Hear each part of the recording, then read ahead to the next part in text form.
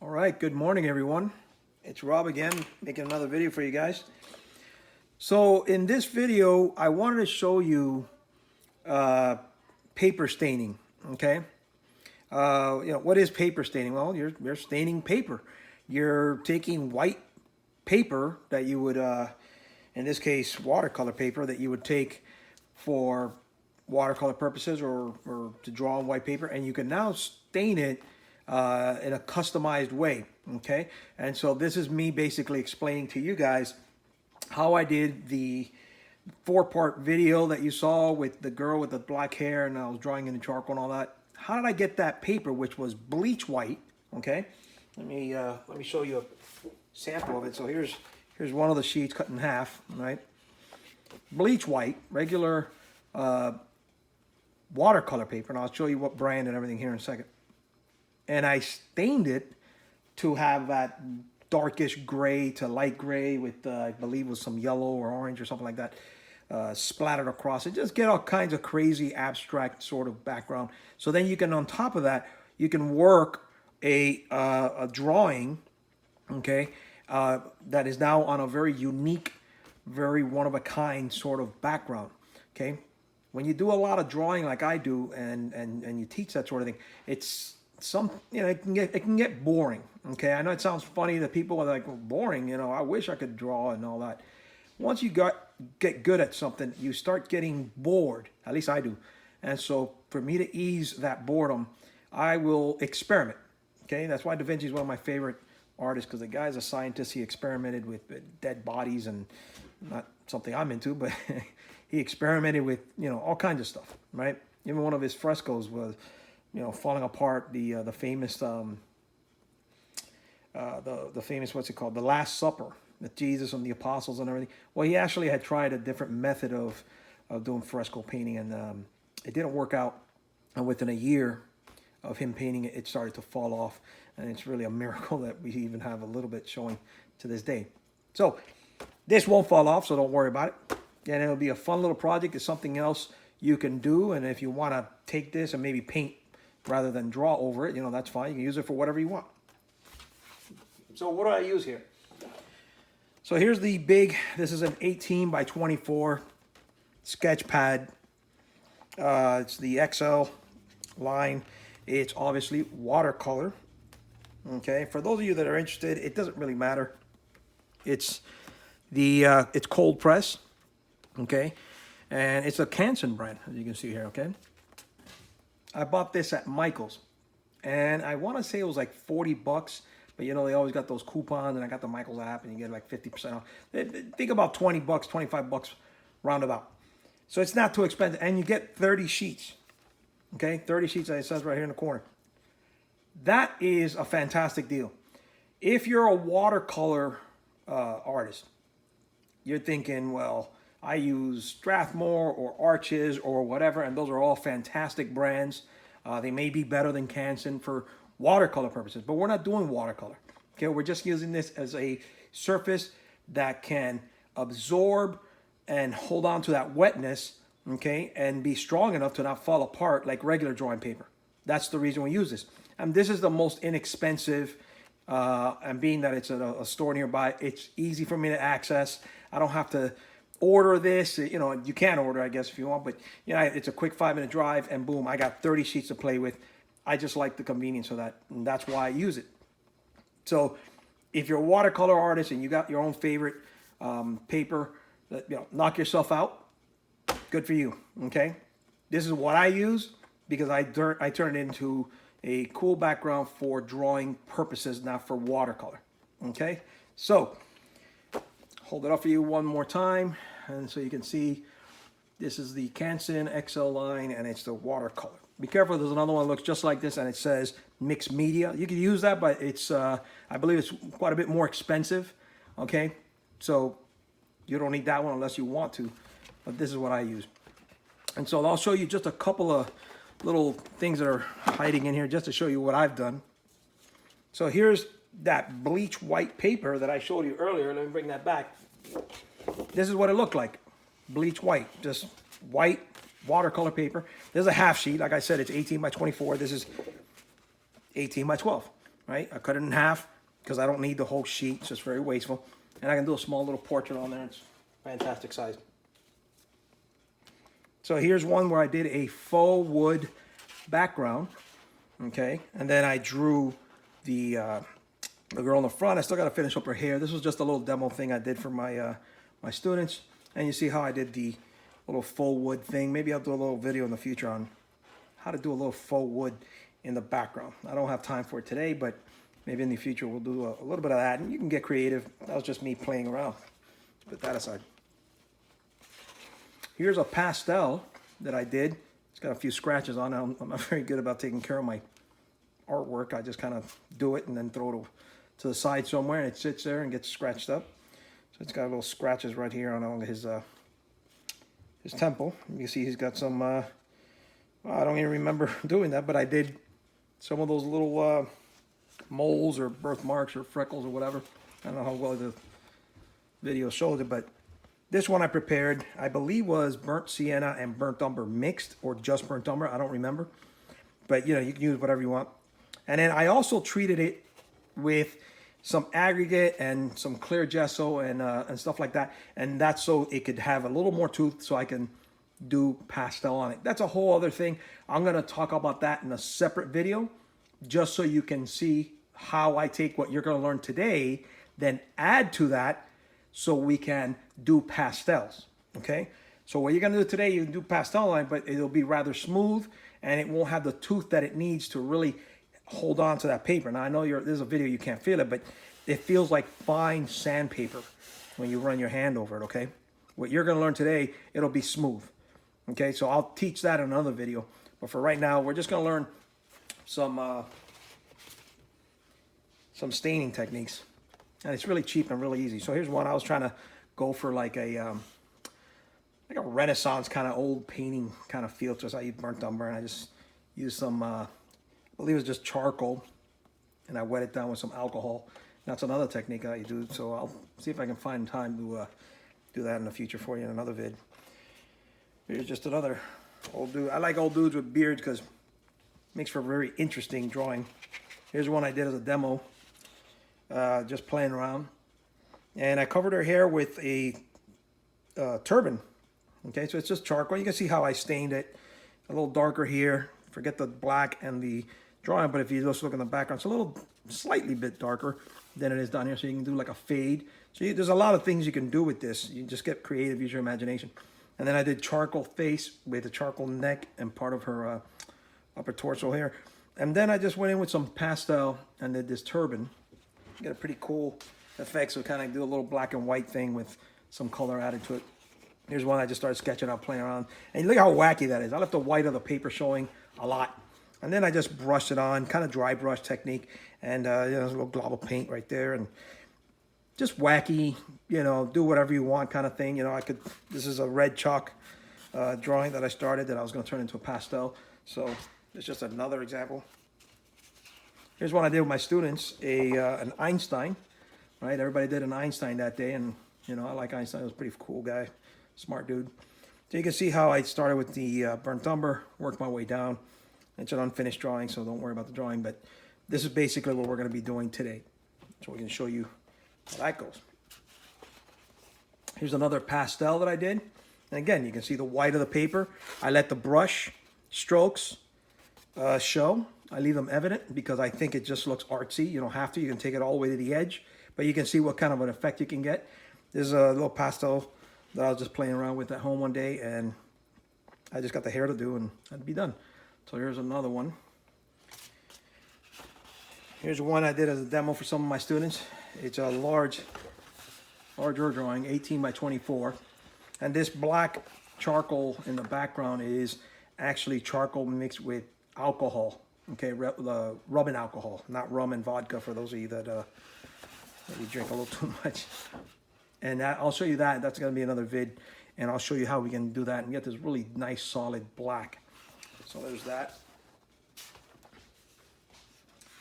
Here's the under drawing for another older guy. This is actually somebody that came to visit one of my classes, and then the guy had such a cool beard. My student said, "Hey, you mind if we take a picture of you?" She's a very courageous person like that. And And he said, yeah.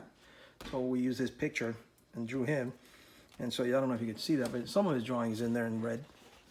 Number 645 from the pastel pencils that I like. I forget the brand name. And then I just put a little gray into his beard to kind of add a base. So maybe this will become its own video and show you how I take it from this preliminary sketch and this little gray base and make it into a full-blown, at this point I can even turn it back, turn it into charcoal. I can leave it as a pastel and continue with that. Here's another one. This is this is a painting. It's a pastel, but it's based on a section of a painting done by William Bouguereau, one of my favorite artists. I believe he was the late 1800s artist, and I just love his work. It's one of my favorite artists out there, and I love his paintings. So I took a section of it, and I actually got this idea from another artist I saw online that mentions Bouguereau, and he took basically a section of a painting that he liked, and he did that. He did this, what I'm working on. And I was so inspired by watching this guy. I said, hey, I never really thought about that, I guess. And so I said, what the hell? So I took a painting, the same one he liked, happens to be one that I liked. And then I picked another two, just for the heck of it. And I started with that. And there's a little angel in the background. There's this lady here, and she's kind of tilting her head. So there's a work in progress. But look at the background, right?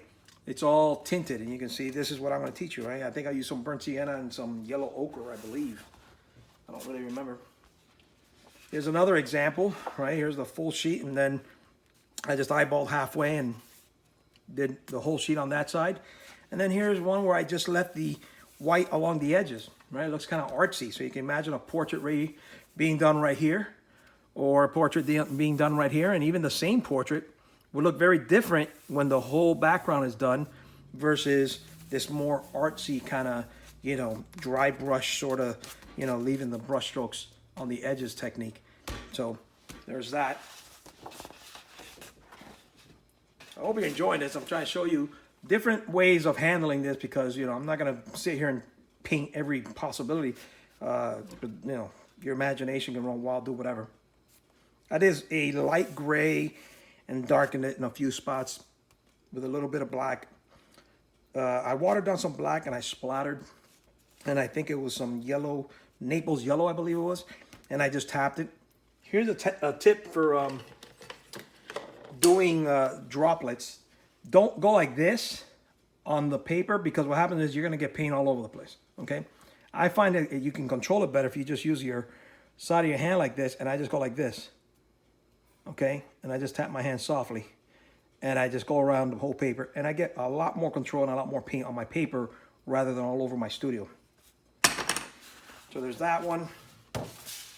Here's another one. I just kind of brush that way, brush this way, brush this way. And so this took several layers where I did the watered down gray, then I brushed this, I believe was an orangey yellow, just junk left on my palette. And then I splattered some, I think it was some blue and some black.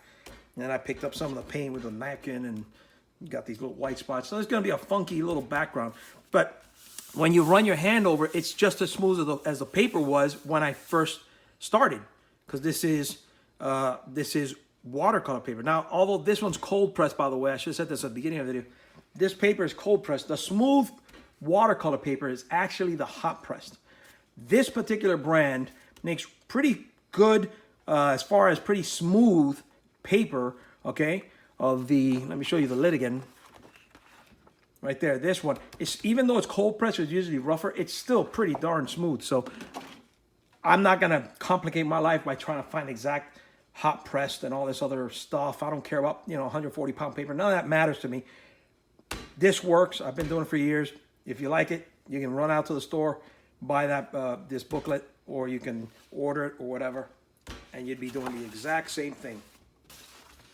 And here's yet another one. I just kind of left some brush strokes where you can see them with a dark gray, I believe it was.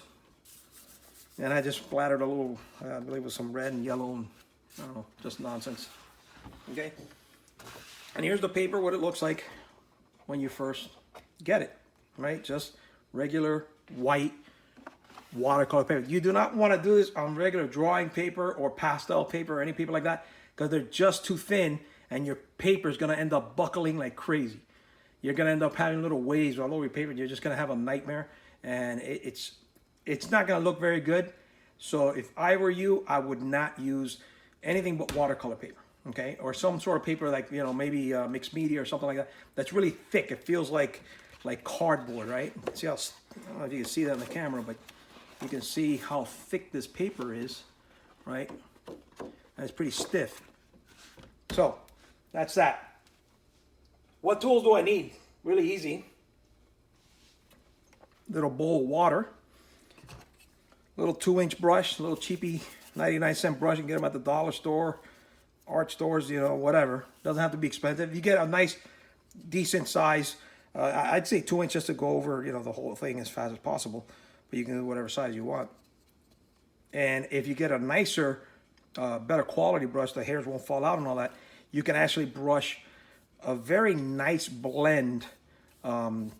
If you're interested in that. If you want it to be more archy looking, I'll actually use these cheaper, crappy brushes, and I kind of do this thing. So I try to open up the space between the hairs, and that way I get kind of like strokes. They're all funky looking, and it's just much more interesting. And then here's just a plastic plate, and that's where I'm going to put I'm going to use this as like my palette. Okay, so let's grab a piece of paper. Here's my paper. Both sides, one side's a little bit smoother than the other, but that really just doesn't matter to me. It just doesn't really matter what side you use. They're basically the same thing. Let's get this paper over here. And for today, I'm going to use, as you can see, I'm using very inexpensive paint, right? With the Michael's got some Artist Loft brand. Put it facing down like this, guys. There's a reason they put a flat cap on it. Keeps the paint towards the tip, towards the little opening. And what that does, it pushes the air out and it makes it last long. If not, it starts to get gummy after a while. I'm not into acrylic painting much. I do oil painting, pastels, and charcoal. Those are my 3 big ones. And so acrylic I just keep for this sort of nonsense. So I put them like that. They last longer. Or you can buy these big old jumbo size ones, right? See how I keep the cap facing down? So I'm going to use here some, let's use some burnt umber.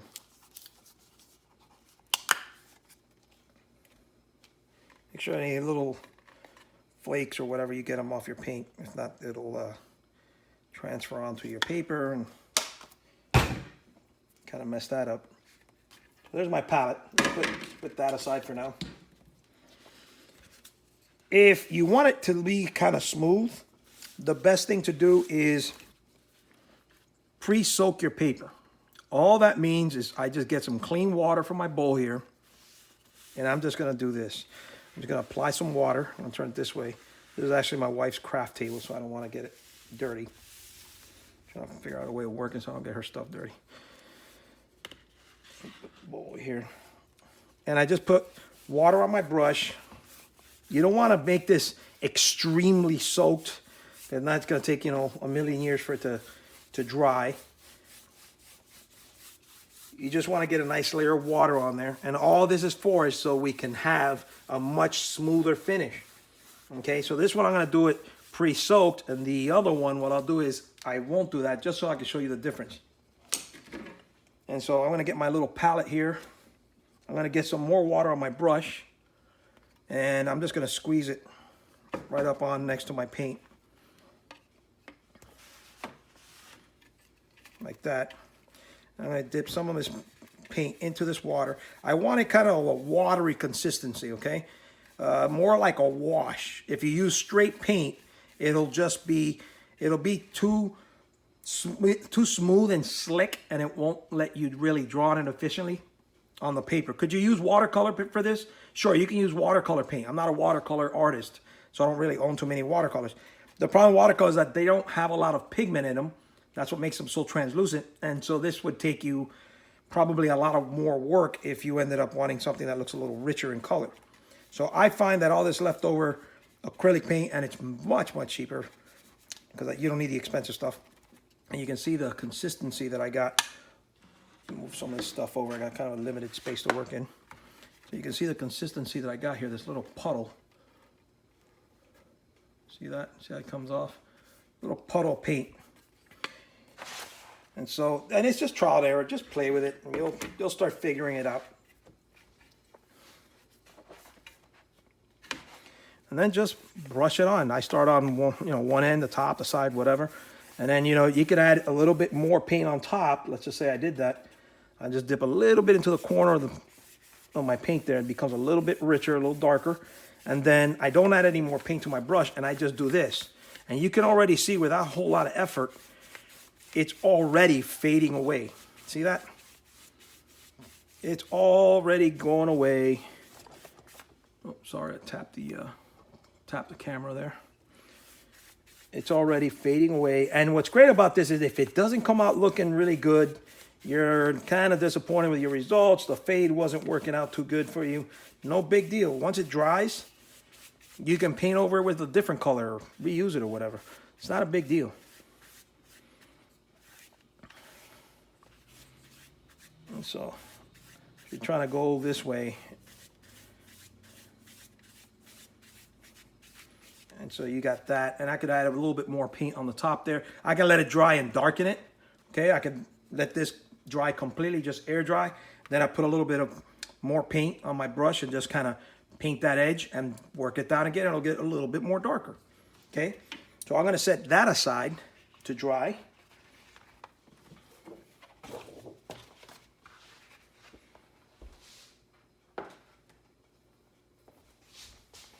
Got me another clean sheet here. And this time, I'm not going to do the pre-soak. Okay, I'm just going to do the watery paint. I'm just going to do some watery paint. I'm going to put a little bit more paint into this puddle. You can see how pretty watery that is, right? See how it's kind of running there?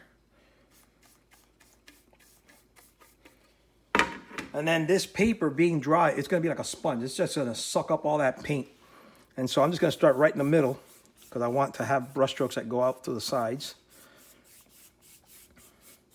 And you can see it holds on to those brush strokes much, much better because of the paper just sucking all that paint into it. And so I may want to go a little further out. All right, and so devil may care, very cavalier sort of attitude toward this. Very, I don't care. Look at me. I'm such an artist. Wow. Okay. Very artsy with a capital A art, right? And that's it. You can leave it like that. Stroke it in one direction. Whatever the heck you want. Doesn't matter, right? In the end, it's just a background, and it's your drawing people are going to be focusing on, okay? If somebody's focused on your background, your drawing's probably not very good.